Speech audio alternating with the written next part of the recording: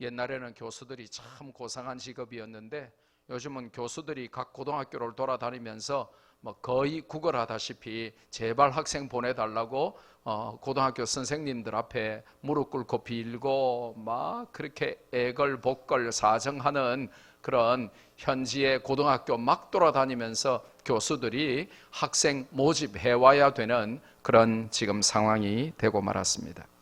그러면서 이제 우리 학교가 이렇게 좋은 학교입니다 자랑하면서 신입생들에게 베푸는 놀라운 몇 가지 혹은 몇십 가지 특전들, 특혜들 이런 걸 소개하고 우리 학교가 이렇게 놀라운 학교입니다 하고 그렇게 광고를 합니다. 장학금이 이렇게 다양하게 많습니다. 혹은 자매 결연한 외국 대학이 이렇게 좋은 대학에 다양한 대학, 많은 대학에 있습니다. 혹은 연수나 유학을 추진합니다. 혹은 우리 대학을 나오면 취직률이 높습니다. 또 우리 대학 졸업한 훌륭한 선배가 있습니다. 그러면서 얼마나 대학들이 살아남기 위해서 사투를 벌이는지 모릅니다. 그런데 놀라운 사실은 그 대학에 다니는 학생에게 거기에 대해서 알고 있냐 이렇게 물어보면 그 사실을 거의 모르는 경우가 많다고 합니다. 그 학교가 신입생을 모집하기 위해서 광고하고 있는 그 수많은 내용들을 실제로 그 학교에 다니는 학생은 조금만 알거나 거의 모르고 있다는 것입니다.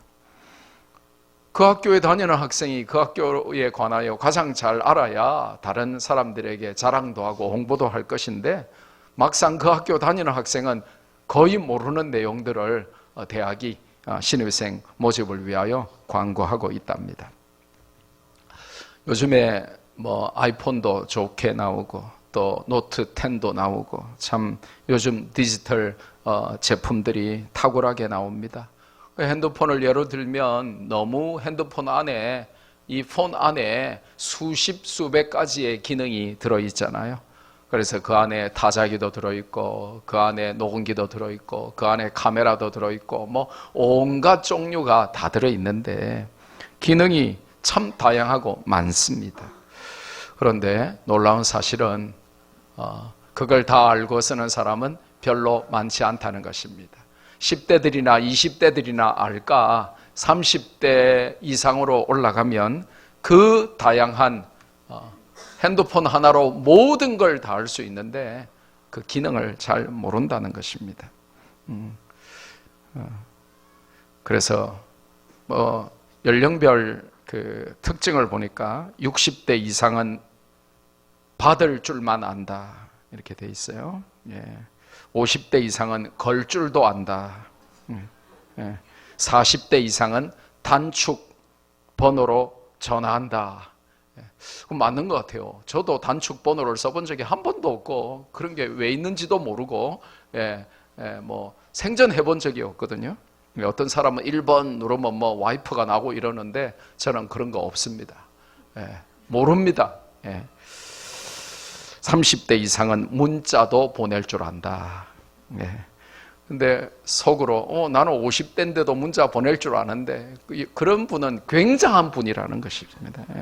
10대, 20대는요 휴대폰으로 영화 보고 인터넷하고 쇼핑하고 사진 찍고 못하는 게 없습니다. 근데 40대 넘었는데 문자도 보내고 쇼핑도 하고 다 하는 엄마들은 굉장한 사람들이죠.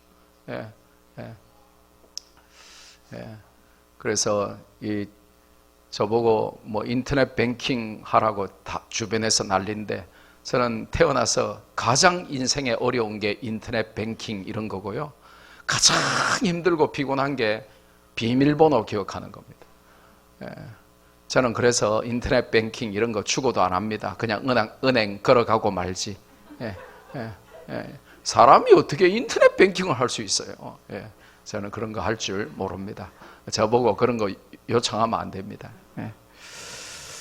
근데 이 기능 속에 전 세계 어디를 가도 보스턴 가가지고 내비게이션 써보니까요. 야 좋더라고요.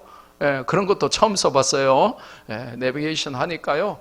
그냥 그 차에 달린 거 그런 것보다 다 필요 없고 구글에서 내비게이션 딱 치니까요, 뭐 영어로 되고 한글로 되고 전 세계 어디를 가도 그냥 그거 하나만 켜면 되더라고요. 야, 근데 그걸 알아야 쓰지 못 쓰잖아요. 기능이 많아도요, 저 같은 사람들은 늘 쓰는 거나 쓰지 모릅니다. 또 저보다 더한 사람도 가끔 있지 않겠어요? 모릅니다. 예, 예. 물론 60대, 70대인데 저보다 훨씬 많이 하시는 분도 있습니다. 예, 그렇지만 그 수백 가지의 핸드폰 안에 들어있는 최첨단 디지털 기능을 다 알고 쓰기란 어렵습니다. 그래서 이제 자녀들이 가장 10대, 20대가 가장 비싸고 최첨단 핸드폰을 쓰는 게 맞고요. 나이가 들수록 그냥 3만 원짜리, 5만 원짜리 폴더폰 이런 거 사주는 게 맞아요. 근데 엄마 아빠들이 애들한테 폴더폰 5만 원짜리 공짜폰 이런 거 사주고 자기는 하나도 쓸지도 모르고 활용도 못하면서 노트 10 뭐 이런 거 최첨단 사죠. 예, 예. 애들이 벌써 좋아 죽잖아요. 맞아요 이러면서. 예, 우리 엄마 아빠는 제일 좋은 거 쓰고요, 우리는 나쁜 거 사줘요 그러잖아요. 그래서 사실은 애들이 제일 좋은 걸 써야 돼요. 그래야 뭐 수백 가지를 활용하죠. 근데 어른들은 쓰지도 않으면서 2년에 한 번씩 폰 바꾸고 말이죠. 그래가지고 제대로 활용도 못하면서 말이죠. 그래도 저는 활용 하나는 해요. 매주 극동방송 가서 전에는 계속 방송국에 가서 녹음했는데 요즘은 폰으로 그냥 제가 녹음해가지고 다 보낸다니까요. 얼마나 제가 최첨단을 달리는지. 폰으로 녹음하는 목사예요. 이래봬도 제가. 그래서 이제 보낸단 말이죠. 방송국에 가서 녹음할 필요가 없어요. 옛날에 부산 극동방송 생기기 전에는 창원에 있었거든요. 그러니까 설교 녹음하러 부산에서 창원까지 가야 되는 거예요. 그게 얼마나 스트레스 받든지. 근데 요즘은 폰으로 탁 꺼내가지고요, 이제 탁 하는데 얼마나 편한지. 근데 가끔 설교 3분의 2쯤 혹은 4분의 3쯤 녹음했는데 전화 오면 다시 처음부터 다시 해야 되잖아. 그래가지고 그것 때문에 몇 번이나 스트레스 받으니까 옆에 있던 이병희 목사가, 목사님? 그거 왜 그러세요? 그거 비행기 모드로 해가지고 녹음하면 끝인데요? 그럼 전화 안 오는데요? 그래가지고 요즘은 절대 방해 안 받고 비행기 모드로 탁 해가지고 녹음 탁 해가지고 보내려고 보니까 안 보내지더라고. 왜 안 보내지지 하니까 비행기 모드로 해놓으니까 안 보내지더라고. 그래가지고 이제 풀고 보낼 줄도 알아요. 야, 정말 제가 굉장한 사람이죠. 여러분의 목사가 참 대단한 사람이에요. 비행기 모드로 녹음하고 그걸 풀어가지고 다시 보낼 줄도 안다니까요. 방송국 안 가도 되는 거죠. 세상이 이렇게 좋아졌습니다.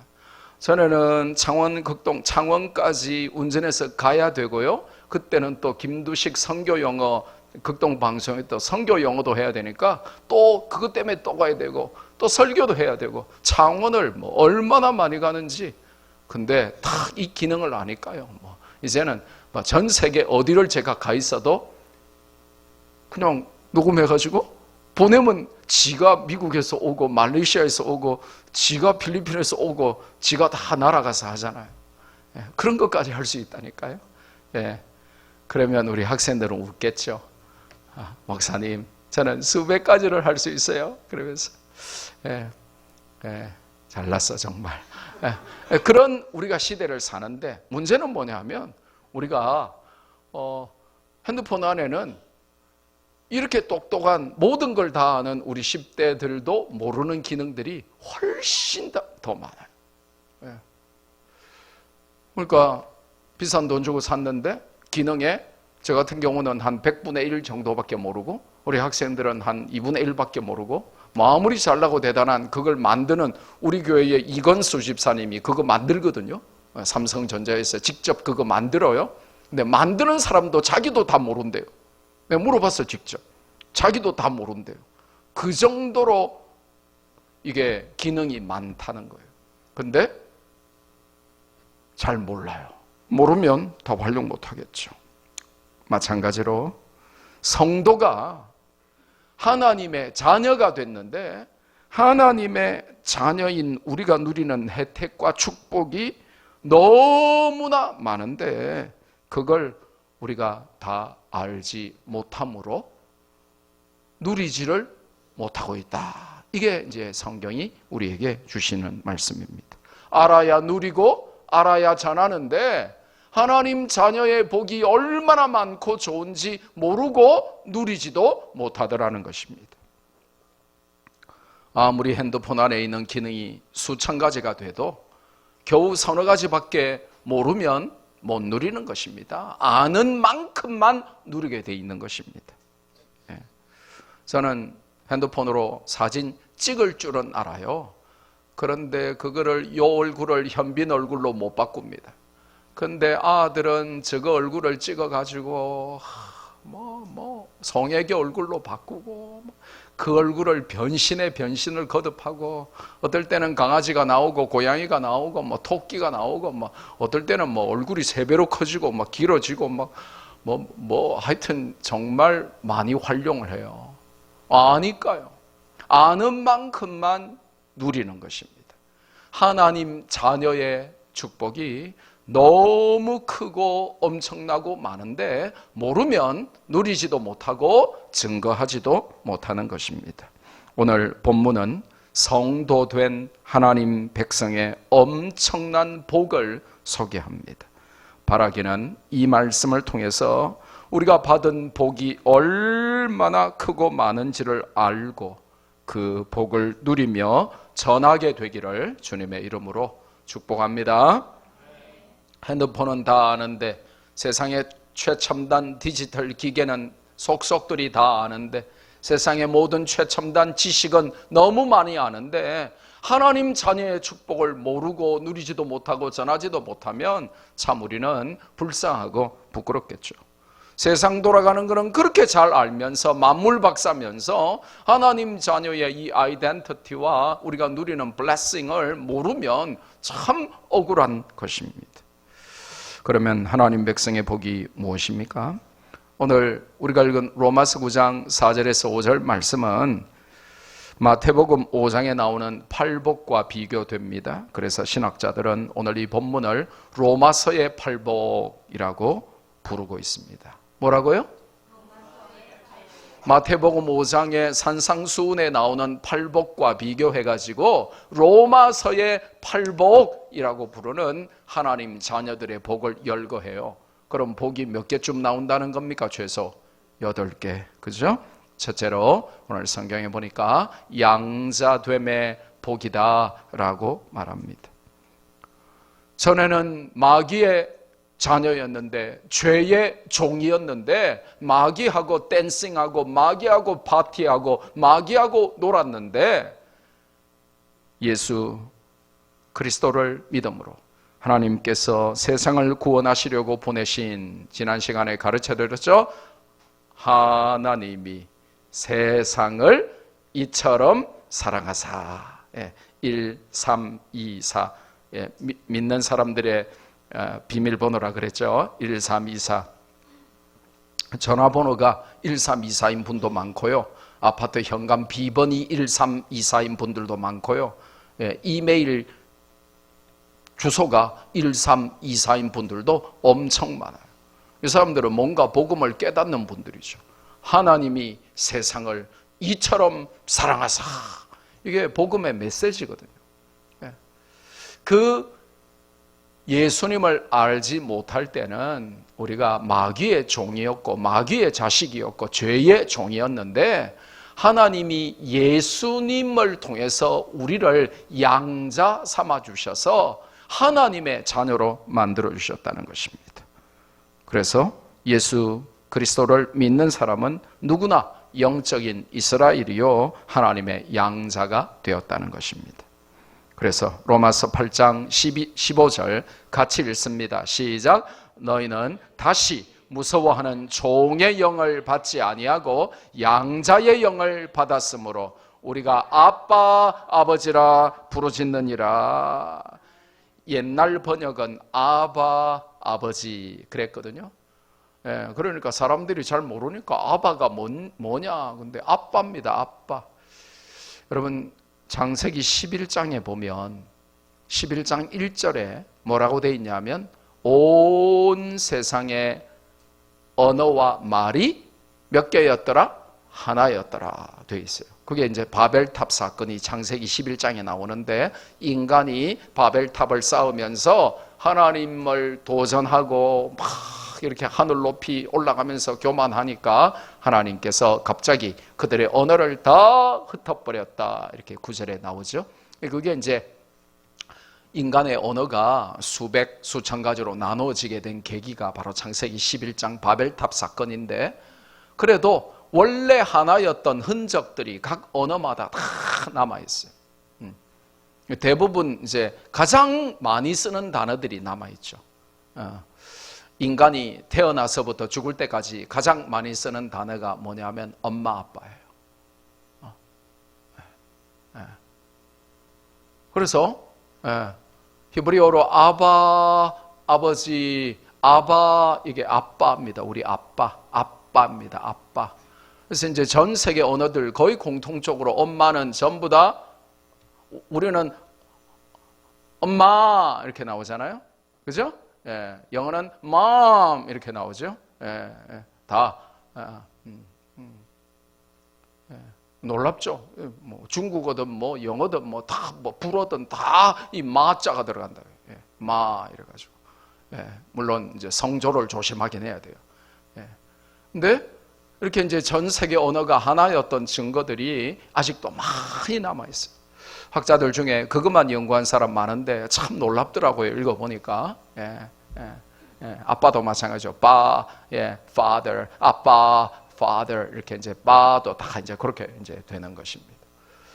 그래서 이제 가장 많이 쓰는 단어 안에 남아 있죠. 아빠, 아버지라고 부를 수 있게, 하나님을 아버지라고 부를 수 있게 된 것은 예수님 때문이었어요. 그전에는 하나님을 하나님 이렇게 부르는 것도 그거는 거의 두려워했어요. 그래서 이스라엘 백성들은 이제 고대 문헌과 성경을 보면 하나님을 하나님 부르는 것조차도 너무 두려워해서 하나님을 한번 부르려면 가서 목욕 제기하고 와서 하나님을 부르거나, 또 이제 성경을 필사하면서 하나님이라고 하는 단어가 나오면 그거 쓰기 전에 가서 목욕하고 와서 하나님 쓰고, 한 5분 있다가 하나님 단어 또 나오면 또 가가지고 또 목욕 또 하고 와서 하나님을 썼어요. 왜냐? 죄인인 내가 어떻게 감히 하나님의 이름을 입에 담고 내가 쓰냐 이래가지고 하나님이라고 부르는 그것도 너무 두려워했어요. 근데 예수님이 이 땅에 떡 오셔가지고 나와 아버지는 하나니라 그러면서 내 아버지께서 이러니까 이스라엘 백성이 저 참남한 죄인, 어떻게 감히 인간이 하나님을 아버지로 부르냐 그러면서 예수님을 돌로 쳐서 죽이려고 했죠. 근데 놀라운 사실은 예수님이 십자가에 달리셔서는 아버지라고 부르지 내 아버지라고 부르지 않고 뭐라고 부르냐면 하나님, 나의 하나님 이렇게 불러요. 전에는 십자가에 달리기 전에는 아버지 해가지고 막 돌에 맞아 죽을 것 같아도 끝까지 아버지 부르시더니 십자가에서는 나의 하나님 그러면서 갑자기 이스라엘 백성이 부르는 하나님을 불러요. 그랬는데 대역전 현상이 일어납니다. 그 예수님이 십자가 위에서 인간의 모든 저주를 다 담당하고 지고 죽으시고, 그때부터 우리는 하나님을 아버지로 부를 수 있게 돼버린 것입니다. 놀라운 대역전 현상이 벌어져요. 전에는 두려움의 대상이었던 야훼, 여호와, 하나님 하면서 벌벌 떨면서 죄인의 입장에서 하나님을 그렇게 두려워하며 불렀는데, 이제는 아들이 되고 딸이 되어서 하나님한테 아버지 하고 부를 수 있게 된 것이 예수님 때문에 그렇게 됐다는 것입니다. 지금 우리 딸아이가 멀리 있어서 그런데 어릴 때 말이죠, 담임 목사 방에 아무도 제대로 안 들어와요. 들어오다 누가 와도 다 똑똑똑 하고 막 그러고 겨우 들어오는데 노크도 안 하고 팍 열고 다다다다다 달려오는 사람 딱 한 명 있어요. 누굴까요? 우리 세라. 예. 왜냐? 아빠니까요. 근데 만약에 생각해 보세요. 5살짜리가 계십니까? 이러면서 혹시 목사님 계신가요? 이러고 들어오면 얼마나 웃기겠어요. 왜냐? 우리 딸은 그런 거 없어요. 막 팍 열고 들어옵니다. 왜요? 아빠니까요. 예수 그리스도 때문에 죄인으로서 두려움으로 하나님하고 그 하나님도 제대로 부를 수 없어가지고 목욕 재개하고 그러면서 벌벌 떨면서 하나님을 부르고 아버지라고 부르던 예수님을 참남하다고 돌로 쳐서 죽이려고 했던 그 이스라엘이 예수님께서 죄인의 모습으로 모든 인류의 죄를 대신 담당하시고 죽으심으로 아들이 되는 복을 누려서 하나님을 아버지라고 부를 수 있게 된 거예요. 그 복을 우리가 지금 누리고 있는 거예요. 그러니까 우리가 하나님 아버지 할 때에 이 아버지가 주는 게 너무 좀 이 페미니즘이 극단적인 이 라디컬하고 익스트림한 페미니즘이 막 유행하면서 왜 기분 나쁘게 하나님을 아버지라고 하냐 이래가지고 하나님 어머니로 하자 이래가지고 하나님 어머니로 번역한 성경이 나왔어요. 그러니까 요 하나님의 교회 이 장길자를 하나님으로 모시는 이쪽에서 얼마나 좋겠어요. 그래가지고 우리는 하나님 어머니 맞다 이러면서 또 하나님 어머니라고 또 막 그렇게 사람들 속이고 있습니다. 하나님 아버지 하고 부를 수 있는 복을 우리가 가졌는데 이 복은 보통 복이 아니라는 것이죠. 갈라디아서 3장 26절 같이 읽을까요? 시작. 너희가 다 믿음으로 말미암아 그리스도 예수 안에서 하나님의 아들이 되었으니. 자, 저게 중요해요. 너희가 다 뭐로 말미암아? 아니, 뭐로 말미암아? 믿음으로 말미암아. 여러분이 한 1억씩 내서 하나님의 아들을 양자권을 산 게 아니라는 거예요. 여러분이 서울대학을 나왔기 때문에, 여러분이 유학을 다녀왔기 때문에, 박사학위를 받았기 때문에, 아니면 여러분이 잘생겼기 때문에, 어떤 여러분이 자격이나 조건이 돼가지고, 아니면 여러분이 뭘 많이 지불을 해가지고, 여러분이 하나님의 양자권을 사서 하나님의 아들, 딸이 된 게 아니라, 믿음으로 말미암아 그랬어요. 믿음으로 하나님의 아들이 됐는데, 그럼 뭘 믿었냐? 그리스도 예수님을 믿는 믿음 안에서 하나님의 자녀가 됐다는 거예요. 그러니까 여러분 교만할 이유도 필요도 없고, 여러분 다 겸손하셔야 되는 게, 여러분이 잘나서 하나님의 자녀가 된 게 아니라는 거예요. 여러분이 예수님 때문에, 예수님을 믿기 때문에 하나님의 자녀가 됐다는 것입니다. 놀라운 일이죠. 두 번째 복은 영광의 복입니다.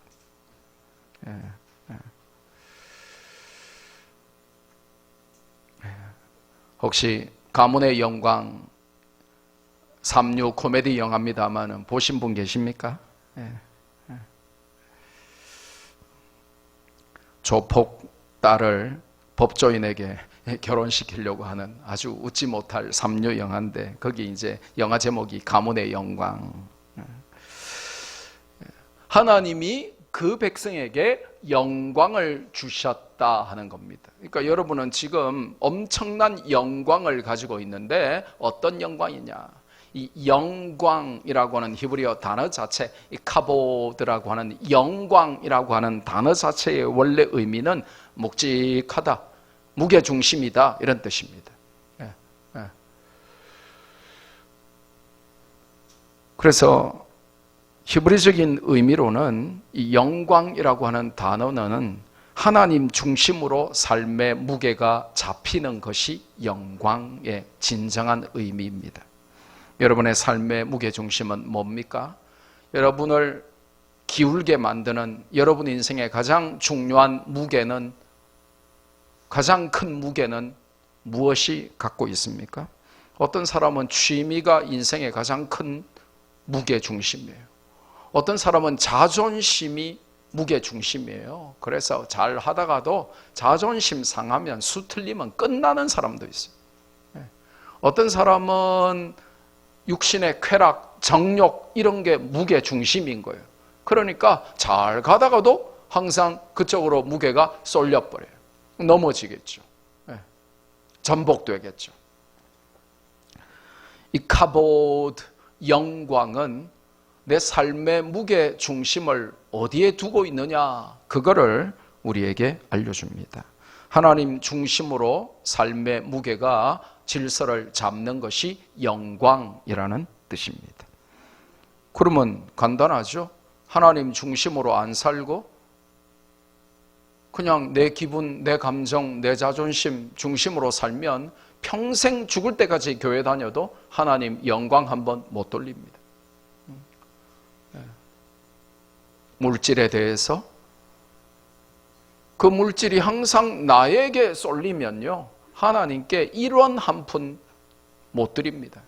그런데 하나님 쪽으로 내가 삶의 무게가 쏠려 있으면 하나님께 다 드려도 기쁘고 즐겁고 감사한 것입니다. 이 카보드라고 하는 이 영광이라고 하는 히브리어 단어가 왜 중요하냐면, 성경이 자꾸 바람에 나는 겨와 같다, 바람에 나는 겨와 같다라고 말하는 게 뭐냐면 이 영광 컨셉과 연결이 되어 있어요. 이게 무게가 딱 나가면 바람이 불어도 절대로 날아가지 않습니다. 하나님께 영광 돌리겠다. 나는 내 삶의 무게 중심은 하나님이다. 나는 감정도 아니고 자존심도 아니고 기분도 아니고 쾌락도 아니고 이 세상에 뭐 권력, 명예, 인기, 부귀영화 다 아니고 내 인생의 가장 큰 무게는 하나님 중심이다. 그렇게 잡고 있으면 태풍이 불고 지진해일이 와도 무게 중심이 무거우니까 안 날아가요.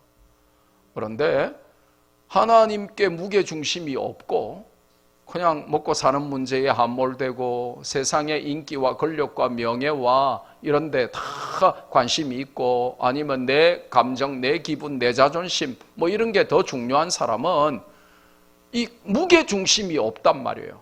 그러니까 금방 작은 시험에도 작은 그냥 별거 아닌 거에도 다 날아가 버려요. 믿음이 어디 갔는지 실종되고 없어요. 그래서 항상 바람에 나는 겨와 같이 이리저리 날아다니기 때문에 안정된 것을 평생 누릴 수가 없어요.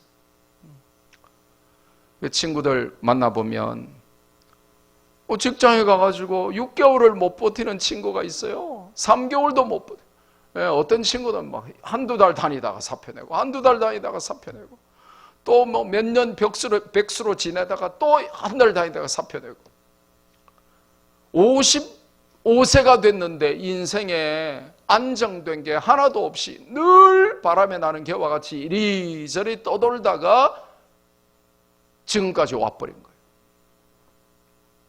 이게 구약에서 카보드, 이 무게 중심, 하나님 영광을 위하여 내 삶을 다 드리겠다 하고 어떤 것도 이거보다 더 큰 무게를 내 인생에서 취할 수 없다, 이렇게 살아야 하나님이 안정되게 하십니다.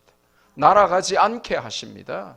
그런데 하나님 중심으로 삶의 질서를 개편하고 하나님 영광 중심으로 여러분이 거기에 모든 삶의 무게를 두지 않으면, 그 무게를 다른 데 다 분산시켜버리면 죄송합니다, 바람에 나는 겨와 같이 이리 바람 불면 날아가고 저리 바람 불면 날아가고, 폭풍해일, 비바람, 쓰나미 인생에 몰려올 때마다 이리저리 물결 따라 휩쓸리는 인생을 살게 됩니다.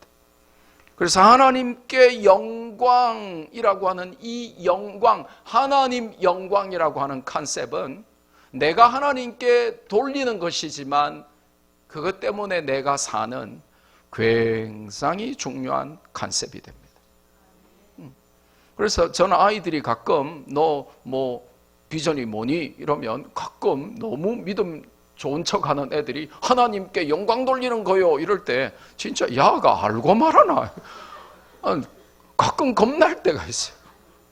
네 영광이 뭔지는 아나 말이야. 네 인생의 무게를 하나님께 다 드리는 건데 네 반만 많이 먹어가지고 몸무게가 많이 나가지. 네가 무게를 하나님께 다 너의 모든 인생의 무게를 세상에 안 뺏기고 하나님께 그 무게 중심을 드리는 것인데 그게 영광인데 그걸 아나 말이야. 근데 그 복, 하나님을 영화롭게 할 뿐만 아니라 그것 때문에 내가 사는 복을 주셨다는 거예요. 이게 참 놀라운 컨셉입니다. 하나님께 무게 중심을 잡으면 하나님도 기뻐하시지만 내가 흔들리지 않고 살아남아요. 근데 하나님께 무게 중심이 없으면요, 바람 불면 날아가고 시험 들면 날아가고 뭐 조금 누가 뭐 하면 말 한마디에 다 날아가고 그러면서 상처받고 이리저리 바람에 나는 겨와 같이 떠도는 참 불쌍하고 비참한 인생입니다. 이 카보드, 영광, 무게중심, 묵직함, 이게 참 중요한 거예요. 그렇지 않으면요, 하나님 영광이라는 컨셉으로 내가 딱 붙들고 안 살면 항상 이게 흔들리는 인생을 사는 거예요. 항상 헷갈리는 거예요. 예, 있어야 할 자리에 항상 없는 인생을 살아요. 여러분이 어디 갔다가 뭐 한 시험 들어가지고 한 서너 달 절간에도 갔다가 뭐 점치러도 갔다가 이렇게 갔다가 한 3개월 후에 왔는데 제가 이 자리에서 설교하고 있으면 참 좋겠죠. 근데 올 때마다 제가 없다.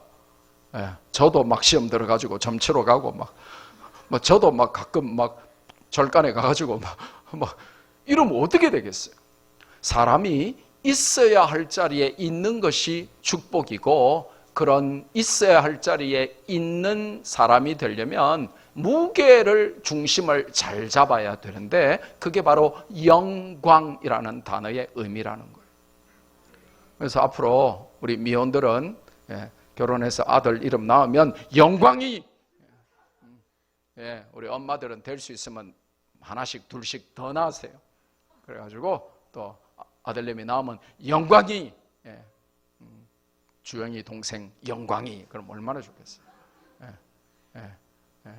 일의 동생 영광이, 그럼 얼마나 좋겠어요. 미루 동생 영광이, 그럼 얼마나 좋겠어요. 보세요, 손집사님이 좋다고 아멘 하잖아요. 아연이 동생 영광이. 이 무게 중심, 이게 참 중요한데 이 복을 우리가 받았다는 거예요. 그러니까 저는 우리 성도들이 영광이라는 단어를 제대로 알고 여러분 생에 어떤 쓰나미가 오고 어떤 폭풍의 일이 와도 이리저리 바람에 흔들리지 않는 이 무게 중심이 확실한 성도 되기를 바라요. 하나님 영광이 내 인생의 무게를 잡고 있어야 시시한데 흔들리지 않아요. 한 그러면요, 늘 흔들리고 있어야 할 자리에 없는 바람에 나는 겨와 같아서 어디 갖다 붙어 있는지도 모르는 그런 인생을 살게 되는 것이죠. 세 번째로 중요한 복이 나오는데 언약의 복입니다. 제가 이제 시편 하면서 여러분에게 하도 많이 설명해가지고 여러분 언약이라는 단어에 익숙하죠? 이 언약은 말이에요, 구약 성경 전체에 253번이나 나와요. 몇 번?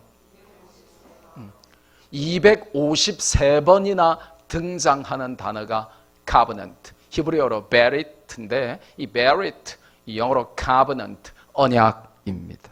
그러니까 구약 성경 전체를 한 단어로 해라 하면 바로 이 언약입니다. 하나님께서 범죄한 인간을 살리시려고 메시아 구세주 예수님을 약속하셨다 이겁니다. 이 구약 성경에 나는 너희의 아버지가 되고 너희는 나의 자녀가 될 것이다. 나는 너희의 하나님이 되고 너희는 나의 백성이 될 것이다. 그 언약의 핵심이 바로 누구라고요? 예수 그리스도. 메시아를 보내시겠다는 구원의 약속을 통해서 우리와 함께 하시는 하나님을 선포하시죠. 민수기 15장 41절 같이 읽을까요? 나는 여호와 너희 하나님이라. 나는 너희를 너희 하나님이 되려고 너희를 애굽 땅에서 인도해 내었느니라. 나는 여호와 너희의 하나님이니라.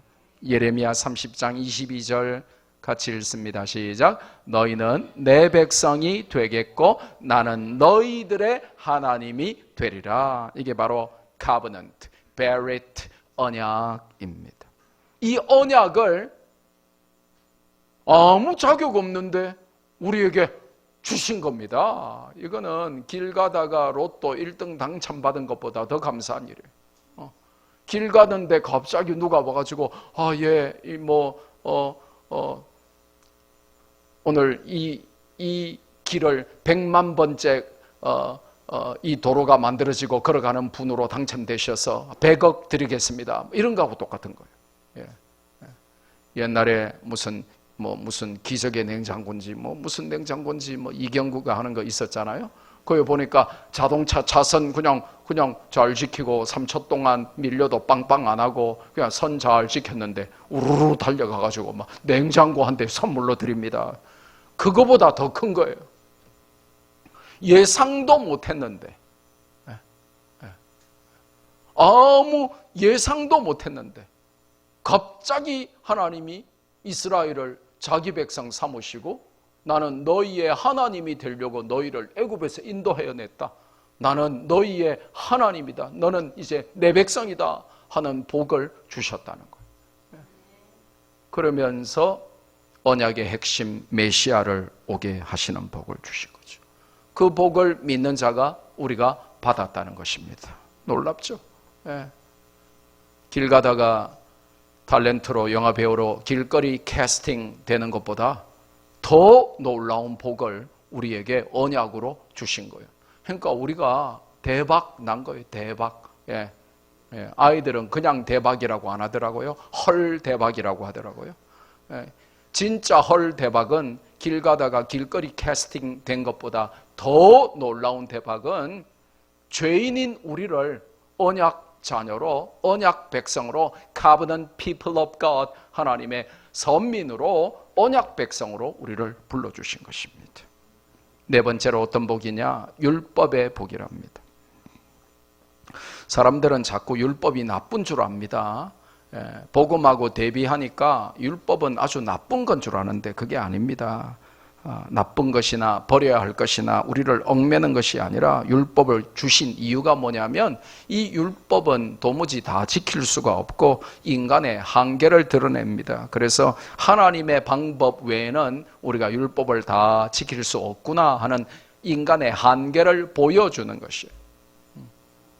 그래서 율법을 완성하시러 오신 분이 누구십니까? 예수 그리스도. 그래서 하나님이 율법을 주신 것은 축복이다라고 성경이 알려줍니다. 다른 백성에게 주신 게 아니라 이스라엘에게 주셨는데 이스라엘이 그걸 모르고 있어서 답답하다 하는 게 오늘 내용이에요. 이 많은 복을 이스라엘에게 주셨는데 가장 잘 믿어야 될 이스라엘이 안 믿으니까 1절에서 3절 내용이 뭐냐면 바울이 내가 그 생명책에서 끊어질지라도 하나님이 나를 그냥 막 지옥 보내시더라도 내 민족은 좀 살려주세요. 이 사람들이 원래 이렇게 복이 많은 백성인데 그들이 제대로 못 믿잖아요 하는 내용이 오늘 내용인 거예요. 갈라디아서 3장 24절 같이 읽을까요? 이같이 율법이 우리를 그리스도께로 인도하는 초등교사가 되어 우리로 하여금 믿음으로 말미암아 의롭다함을 얻게 하려 함이라. 자, 저 초등교사 Elementary Department Teachers. 김수현 쌤 신났어요. 근데 원래 저게 요즘 번역은 초등교사인데 수십 년 동안 100년 넘게 뭐라고 번역됐냐면 한자어로 몽학선생 이렇게 번역이 돼 있었거든. 그러니까 도대체 이게 몽학선생이 뭐냐 이러면서 몽학선생은 뭐냐? 가장 기본적인 거를 가르치는 선생인 거예요. 그러니까 율법이라고 하는 것은 폐기하거나 뭐 그런 게 아니고 율법을 통해서 야 인간은 죽었다 깨나도 율법을 다 지킬 수 없구나 하고 오히려 율법의 한계를 깨닫게 해서 그리스도에게로 우리를 인도하는 그런 중요한 그런 인도자가 된다 하는 것입니다. 그런 복을 이스라엘이 받았다는 것입니다. 갈라디아서 2장 16절 같이 읽습니다. 시작. 사람이 의롭게 되는 것은 율법의 행위로 말미암음이 아니요 오직 예수 그리스도를 믿음으로 말미암는 줄 알므로 우리도 그리스도 예수를 믿나니 이는 우리가 율법의 행위로서가 아니고 그리스도를 믿음으로써 의롭다 함을 얻으려 함이라. 율법의 행위로서는 의롭다 함을 얻을 육체가 없느니라. 그래서 율법을 아무리 지키려고 해도 다 지킬 수 없고 다 지켜도 하나에 걸리면 다 안 지킨 게 되기 때문에 율법으로서는 사람이 구원을 못 받으니까 율법은 인간의 한계를 나타내고 율법을 완성하시는 분이 계시는데 그분이 바로 예수 그리스도시기 때문에 예수님을 믿으면 우리도 구원받아 하나님의 자녀가 되고 그 율법을 다 지킨 것이 된다 하는 말씀을 주신 겁니다. 그 다음에 다섯 번째로 성경이 로마서의 팔복을 통하여 우리에게 알려주시는 게 예배가 얼마나 축복인가, 예배의 복을 그들이 받았다라고 말씀하십니다. 여러분, 예배는 짐이 아니라 힘입니다. 아이고 벌써 수요일이가 이러면 벌써 자기 발로 하나님이 주실 축복의 상을 발로 다 잡버린 거예요. 오늘 오면서 안 가면 안 돼, 오늘 또 가야 돼, 아 이거 만다고 이래, 수요 예배는 도대체 놈이 만들었노 이러면서 오면 안 됩니다. 예배의 복이 얼마나 특권이며 힘이며 축복인지 아셔야 됩니다. 이제 우리가 2월 첫째 수요일 날 아주 굉장한 분을 모시고 예배드릴 겁니다. 이분은 중국에서 가장 큰, 거기 봐도 없어요, 중국에서 가장 큰 지하교회의 담임 목사님이셨어요. 그런데 지금 시진핑이가 자기가 황제 노릇하려고 선교사들 다 쫓아내고 목사들 다 구속시키고 성도들 핍박하고 구속시키고 교회에 아시죠? 다이너마이트로 폭파해버리고 크레인으로 십자가 끌어내리고 십자가 불 붙이고 그러면서 지금 교회를 다 파괴하는 중에 이 중국에서 가장 큰 규모의 어마어마한 지하교회, 10몇만 명 지하교회의 담임 목사님, 엽치해 목사님이신데 이 엽치해 목사님, 이 목사님을 우리가 2월 첫째 수요일 저녁 예배 때 개학하고 로고스 개학하고 첫 수요 예배 때 우리 학생들에게 엄청난 핵폭탄 같은 도전을 주기 위해서 우리가 모셔요. 그분이 누구냐 하면 우리 중국어 새로 가르치는 선생님 아버지고 또 우리하고 지금 1년 이상 같이 학교에서 공부하고 있는 시동이, 박시동, 오벳, 시동이 외할아버지예요. 중국에서 수십만 명에게 영향을 끼치니까 이 목사님을 쫓아내버렸어요. 근데 감사하게도 이제 감옥에 계시지 않고 지난주에 한국 오셨어요. 그래서 이제 시동이 외할아버지 모시고 지금 중국이 어떻게 돌아가고 있는지, 도대체 우리가 이 예배드리는, 이 자유롭게 예배드리는 이게 얼마나 축복이고 은혜인지 그걸 우리가 좀 도전받으려고 해요. 우리가 하나님하고 찬양하고 예배드릴 수 있는 이것이 얼마나 큰 축복인지, 그리고 지금도 목숨 걸고 그 지하교회에서 중국 땅에서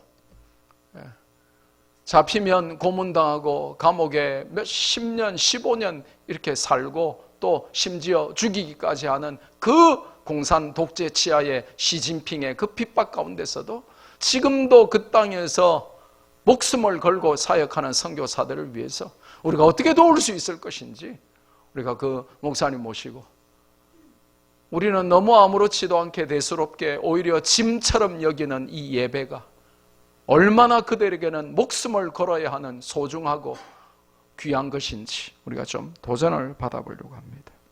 여러분은 예배를 복으로 하시기를 바랍니다. 예배가 짐이 아니라 힘이 되시기를 바랍니다. 여섯 번째로 약속의 복이 있다 그랬습니다. 신구약은 약속의 책입니다. 30년 만에 친구들을 만났어요. 5년 전에 졸업하고 30주년 이래가지고 이제 부산 남고 28기 졸업 30주년 기념 이래가지고 졸업하고 30년 동안 한 번도 동창들 모임에 가본 적도 없고 갈 수도 없고 20주년 기념식을 그 코모도 호텔에서 했대요. 근데 제가 코모도 호텔 바로 앞에 있는 모자이크교회 담임했는데도 제가 못 갔습니다. 갈 여유도 시간도 마음도 없었으니까요. 근데 30주년이라고 선생님이 오신다고 돌아가시기 전에 인사드리는 게 인간의 예의라 그래가지고 쏘가가지고 갔습니다. 갔는데요, 친구들이 놀랬어요. 5년 전이니까 50세잖아요. 고등학교 졸업 30주년이라서 갔는데 문제는 친구들이 완전 백발로 온 친구들도 많고, 죄송합니다, 대머리가 너무 많고, 그것도 대머리도 저는 종류가 그렇게 많은지 그때 알았어요. 앞 대머리, M자 대머리, 옆 대머리, 뒷 대머리, 가운데 대머리. 제가 너무 놀랐어요. 근데다가 완전 백발은 아닌데 이렇게 흰머리가 3분의 1 혹은 2분의 1 이런 친구들이 너무 많은 거예요. 근데다가 얼굴이 새까매가지고 저는 저 필리핀에서 온 줄 알았어요. 제가 이렇게 귀티나게 이렇게 딱 가니까, 여러분 아시다시피 저는 스킨 로션 이런 것도 하나 안 바르는 사람이잖아요. 근데 제가 딱 갔는데 전부 다 두시가 니 약 먹나? 전부 약 먹냐는 겁니다. 그래가지고 제가 응, 약 먹는다 이러니까 전부 이제 노트 꺼내들고 폰 꺼내들고 두식이 먹는 약 먹어야 된다 이러면서, 저 얼굴 봐라, 빛나는 거 봐라 이러면서, 니 무슨 약 먹노? 제가 뭐라고 대답했을까요? 그렇죠. 내가 먹는 약 너희도 꼭 먹어봐라, 내처럼 된다 이래가지고 약을 내놨어요. 무슨 약? 신약, 구약. 애들이 뒤집어지고. 근데 그날 결론이요, 참 놀랍게 나더라고요. 맞다, 두식이 임마 이거 목사잖아. 그러니까 담배도 안 하고 술도 안 하고 저거 하나님이 지켜줄까 아이가 이러면서, 야 우리도 늙어가지고 이게 참 창피한데 두식이하고 옆에 있으면 우리가 한 10년 선배인 줄 알겠다 이러면서, 야 우리도 신약 구약 묵자 이러면서, 하나님이 우리를 도와주실까 아이가 이러면서, 야 교회 가면 젊어지나 이러면서, 젊어진다. 참 놀랍죠. 이 신약 구약 안에 하나님의 모든 약속이 다 들어있고요, 약속을 믿고 약속을 기다리면요 늙지도 않는다니까요. 여러분 자녀들이 아빠가 저녁에 맛있는 거 사온다고 약속, 피자 사온다고 약속하면 잡니까 안 잡니까? 안 자잖아요. 그 원리입니다. 하나님의 약속을 믿으면 늙지도 않는다니까요. 참 놀랍죠. 하나님은 약속 때문에 아들을 주셨습니다. 그리고 아들을 주시니가 어찌 모든 것을 우리에게 거기서 은사는 gift, 선물입니다. 아들까지 우리에게 주시니가 어찌 모든 것을 우리에게 선물로 주시지 않겠냐. 하나님은 약속이 하나님이시고 약속을 지키시고 아들까지 주셨는데 못 주실 것이 하나도 없는 분이십니다. 일곱 번째로 조상들의 복을 받았다는 것입니다. 여기서 이 조상들은 영어로 이 patriarch인데, 이게 이제 구체적으로 이 족장의 한글로 번역하면, 근데 이제 성경은 족장을 말할 때 구체적으로 아브라함과 이삭과 야곱을 말하거든요. 근데 이제 창세기에 등장하는 이제 뭐 어떤 학자는 요셉을 포함시키지만 대부분의 학자는 요셉은 족장은 아니다. 그래서 이제 아브라함과 이삭과 야곱을 포함하는데 그 믿음의 조상들을 가지는 복을 받았다는 것입니다. 가문 따지는 사람들 많잖아요. 뭐 우리 가문에 영의정이 나왔다. 뭐 우리 가문의 정성들이 몇 명인 줄 아냐? 그러면서 그러면 이제 전주희 씨는 어깨 힘주면서 겨우 그 정도냐? 이러면서 우리는 조선시대 왕들이 다 우리 조상들이야. 뭐 이렇게 나오겠죠. 예. 그런 믿음의 조상들을 가지는 복을 받았다는 것입니다. 예, 우리가 한국교회가 말이죠, 참 놀랍게도 주기철, 손양원, 이 한상동 이런 순교한 믿음의 선배들을 통해서 참 이 일제시대의 신사참배를 이기고 6.25 그 동족 상잔의 비극 가운데 공산당의 그 총으로 위협하는 것을 다 이기고 이 한국교회를 지켜낸 믿음의 선배들 덕을 우리가 보는 거예요. 그런 믿음의 조상들이 있는 믿음의 계보의 혈통을 잇는 복을 우리에게 주신 것입니다. 그래서 이제 우리의 자녀들이 나중에 우리 김두식 목사님에게 신앙을 배웠다. 내가 지금 이 정도라도 믿음 생활하는 것은 우리가 학교 다닐 때 로고스 국제학교 다녔는데 그때 교장 선생님, 말씀교회 담임 목사님에게 신앙 지도를 받았다. 그분이 내 신앙의 어른이다. 여러분이 나중에 손자, 손녀를 보고 증손자, 증손녀를 보고 그 아이들이 여러분 나중에 다 돌아가신 후에 내가 이렇게라도 교회를 부족하지만 이 정도 믿고 섬기는 것은 우리 아버지 어머니의 신앙 그걸 배우고 우리 할아버지 할머니, 우리 증조 할아버지 할머니의 그 신앙 때문이다. 이런 후대들에게 그런 나는 믿음의 조상의 복이 이렇게 있다라고 그렇게 인정받는 여러분이 되시기를 바랍니다. 저는요 기도합니다. 우리 아이들이 뭐 예쁘고 잘나고 대단하고 훌륭한 사람 만나서 결혼 그런 게 아니고 믿음 좋은 짝을 만나서 결혼해가지고 믿음 좋은 아이들을 길러가지고 제가 그 아이들에게 우리 할아버지가, 증조 할아버지가, 고조 할아버지가 김두식 목사님인데 이 할아버지는 막 이 복음 전하고 다음 세대를 살려내는 일에 목숨 건 훌륭하고 유명한 목사님이었어. 그분이 바로 우리 할아버지야. 이런 그 믿음의 조상으로서 역할을 하고 싶어요. 여러분 후손들에게 부자라고 인정받고 싶으세요? 우리 할아버지 굉장히 잘생겨가지고 여자들이 길에 가면 막 전부 기절하고 뭐 오빠하고 다 따라왔어. 그런 복을 받고 싶으세요? 예. 우리 집은 막 평수가 막 땅이 막 몇만 평 있었어. 그런 자식들의 인정을 받고 싶으십니까? 우리 아버지, 우리 어머니, 우리 할아버지, 우리 할머니는 우리에게 믿음을 가르쳐준 믿음의 조상이었어. 그런 자녀들의 인정과 칭찬과 존경을 받는 우리 성도들 되시기를 주님의 이름으로 축복합니다. 마지막으로 그리스도 탄생의 복이라는 것입니다. 후손 가운데 그리스도가 나왔다. 이게 이스라엘이 자랑하는 최고의 복이라는 겁니다. 그런데 그들은 그걸 인정 안 하고 차버렸기 때문에 사도 바울이 단식하며 내가 그리스도에게서 끊어질지라도 내 이스라엘 내 동족을 좀 제발 살려주세요.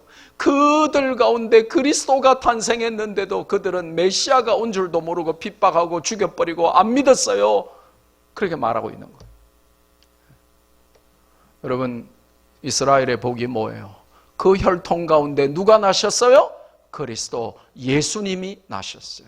여러분 기도하십시오. 여러분 자녀들 가운데 여러분보다 천배 만배 정출오람하여 여러분보다 훨씬 잘 믿는 자식들이 나와야 돼요. 자식이 아니고 자식.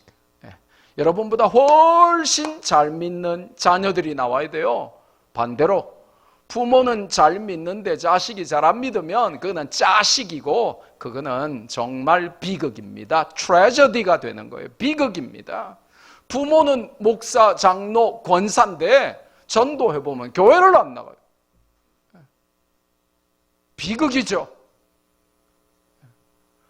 우리 자식들은 우리들보다 10배, 100배 교회를 더 잘 섬기고 하나님께 영광을 더 많이 돌리는 믿음의 거인들, 믿음의 영웅들, 청출어람하는 믿음의 계보를 잇는 기독교 명문 가문이 우리 안에 계속 나와야 되는 거예요.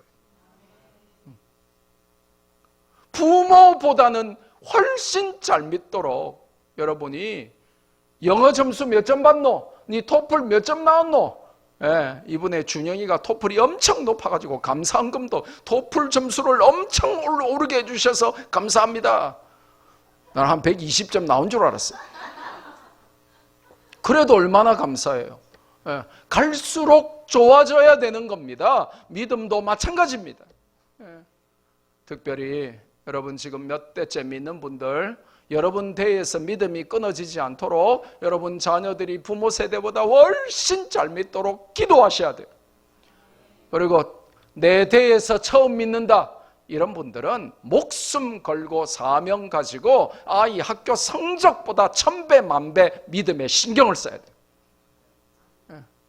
아이가 학교에서 몇 등하고 A를 받았는지, 뭐 토플 점수는 몇 점인지, SAT, ACT 점수는 몇 점인지, 어느 대학 갈 건지는 다 아는데 아이 신앙생활에 대해서 잘 모른다. 그 부모 자격 없는 것입니다. 그래서 이스라엘이 그리스도가 탄생했으나 그 메시아를 죽이고 핍박하고 안 믿었던 것처럼 우리 자녀 가운데 위대한 믿음의 영웅들이 나와야 되는데 그걸 믿지도 않고 기도하지도 않으면 큰일 나는 것입니다. 그러니까 여러분 기도할 때 뭐 돈 많이 벌게 해주세요, 우리 아이가 좋은 대학 가게 해주세요, 그렇게 하지 말고 이 아이가 믿음의 계보를 이어갈 기독교 명문 가문을 이어갈 그런 믿음의 영웅, 믿음의 거인이 되게 해 주옵소서. 이스라엘에서 그리스도가 나왔듯이 우리 가문에서 바울 같은 사람, 베드로 같은 사람, 그렇게 하나님의 영광을 위하여 삶을 드리는 부모보다 1000배 만배 청출러람한 믿음의 영웅들이 나오게 해 주옵소서. 그런 기도가 저와 여러분에게 있기를 바랍니다. 그래서 이 그리스도가 나왔기 때문에 이스라엘이 로열 패밀리, 왕족이 됐고 그 예수님을 구주로 믿어서 하나님의 자녀가 우리가 됐기 때문에 우리가 바로 로열 패밀리, 왕족이 되는 것입니다. 그래서 교회 의사가 왜 이렇게 자색이냐, 퍼플이냐, 동서양을 막론하고 자색, 퍼플색은 전부 로열 컬러거든요. 그래서 우리는 다 왕족이기 때문에 아무 색깔에 안 앉아 있고 이렇게 다 이렇게 퍼플색 위에 앉아 있는 거예요. 그러니까 옷 살 때도 여러분 아무 색이나 사지 마세요. 꼭 집에 멋지고 좋은 거는 퍼플색이 하나 있어야 돼요. 왕족이다. 우리가 왕족이에요. 없는 애들 엄마 보고 사달라 하세요. 기도하겠습니다. 거룩하신 아버지, 세상에